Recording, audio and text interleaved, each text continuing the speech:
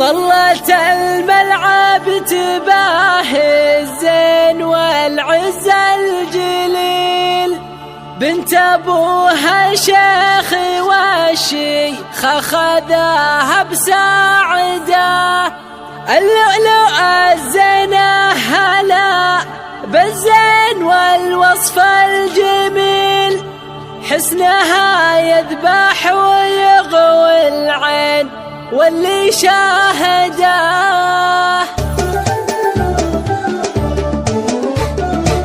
طبت الملعب تباه الزين والعز الجليل، بنت ابوها شيخ والشيخ خذاها بساعده، اللؤلؤ الزين هلا بالزين والوصف الجميل، حسنها يذبح ويغوي العين واللي شاهده، فتنة الزينات والوصف الحلو والمستحيل، فوق الحلاوة الزين متواضعة وزاهدة، الشعر فوق الساقي يا صبر الله الا انه طويل، منها البدر في وصفها ولا الثريا صاعده، ايه وريم الحلا ترحب بها الحسن الجزيل، لانها حضرت كما ضوى القمر مشاهده،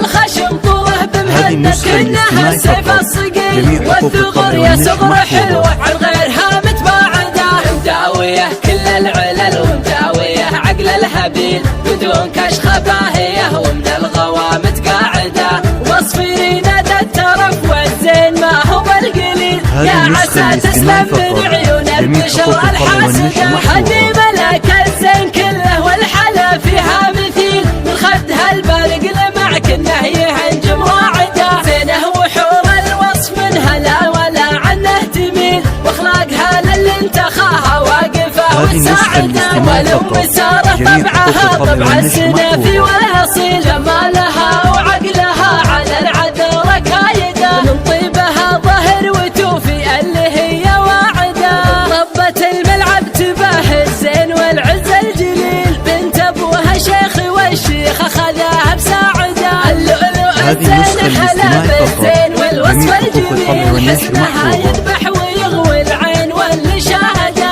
فتنة الزينات والوصف الحلو والمستحيل، فوق الحلاوة الزين متواضعة وزاهدة، الشعر فوق الساقي يا صبر الله الا انه طويل، منها البدر في وصفها ولا الثريا صاعده، ايه وريم الحلا ترحب بها الحسن الجزيل، لانها حضرت كما ضوى القمر مشاهده،